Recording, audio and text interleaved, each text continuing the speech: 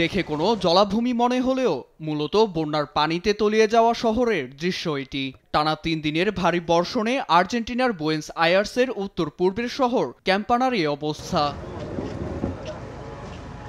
টানা ৭২ ঘন্টার বৃষ্টিপাতের সাক্ষী হয় পারানা নদী তীরবর্তী শহরটি, যার ফলে নদীর পানি বাড়লে প্লাবিত হয় প্রায় ৯০০ বর্গ কিলোমিটার এলাকা। পানিতে এখনো তলিয়ে আছে বসতি, রাস্তাঘাট সহ পাশে রাখা গাড়িগুলো, এমনকি ঘরের ভেতরেও ঢুকছে পানি। এতে কোলের সন্তান ও পোষা প্রাণী সব নিয়ে নিরাপদে ছুটছেন স্থানীয়রা।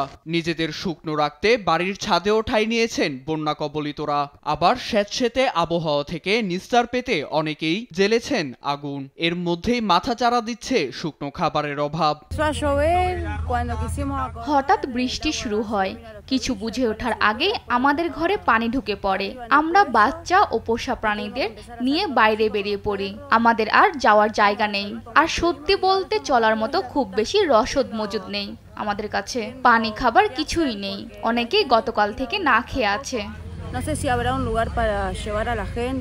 এদিকে আলসিনা শহরের মহাসড়কেও বেড়েছে পানি। এতে ৪০ যাত্রী নিয়ে মাঝ সড়কে আটকা পড়ে যাত্রীবাহী বাস, যা উদ্ধারে দ্রুত তৎপর হয় উদ্ধারকর্মীরা। বৃষ্টিপাতের ফলে প্লাবিত হয় উত্তরের এক্সালটাসিওন দেলা ক্রুজ শহর, যেখানে উদ্ধার অভিযান পরিচালিত হয় স্থানীয় দমকল বাহিনীর দ্বারা। ব্যাগ ভর্তি বালি দিয়ে নদীর পানি আটকানোর চেষ্টা চালিয়ে যাচ্ছে তারা। বন্যায় সব তলিয়ে গেছে, আমরা খুবই ঝুঁকিতে রয়েছি।